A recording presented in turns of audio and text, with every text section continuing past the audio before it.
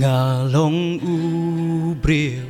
ublajot bla pra Ngalong ubriw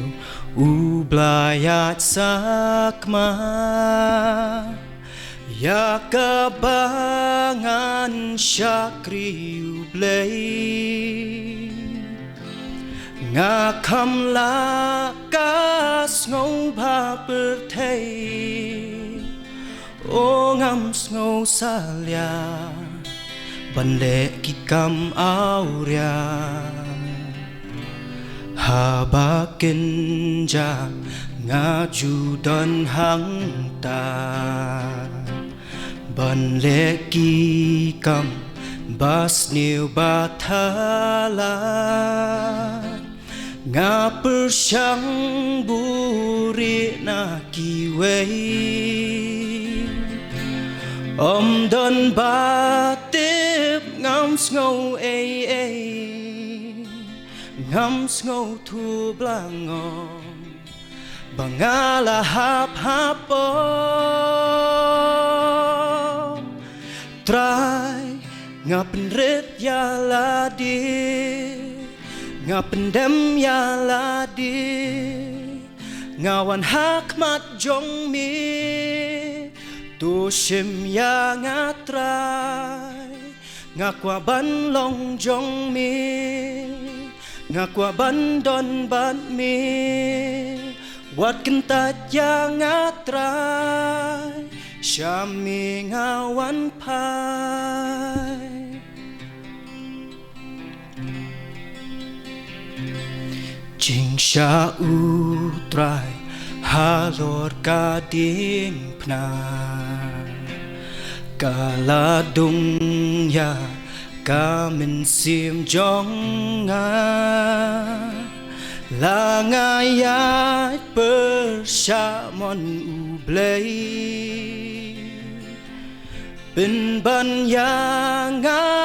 udang isnay Hasnam kading pna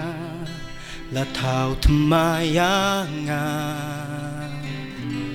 Jing long sam la Tang ki jing ngau pa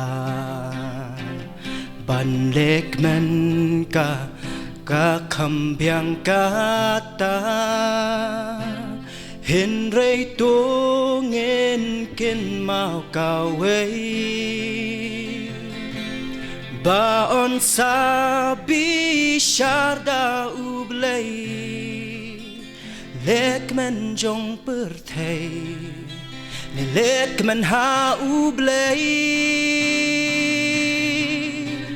Try ngapenrit ya ladi Ngapendem ya ladi Ngawan hakmat jong mi Tu shim ya ngatrai Ngakwa ban long jong mi Ngakwa ban don bat mi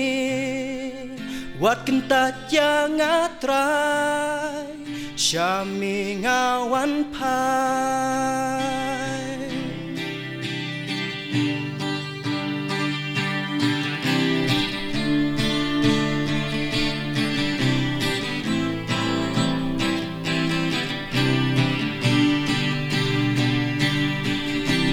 Try ulong unong bên kia Try ulong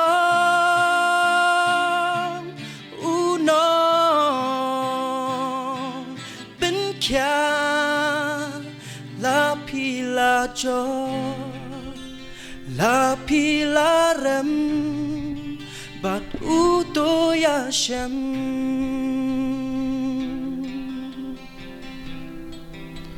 Try ngapenrit ya ladi Ngapendem ya ladi Ngawan hakmat jong mi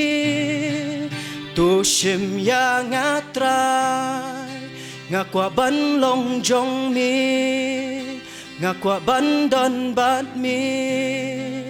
wat kentat yang ngatrai syami ngawan pai nam tago brom shuble amen.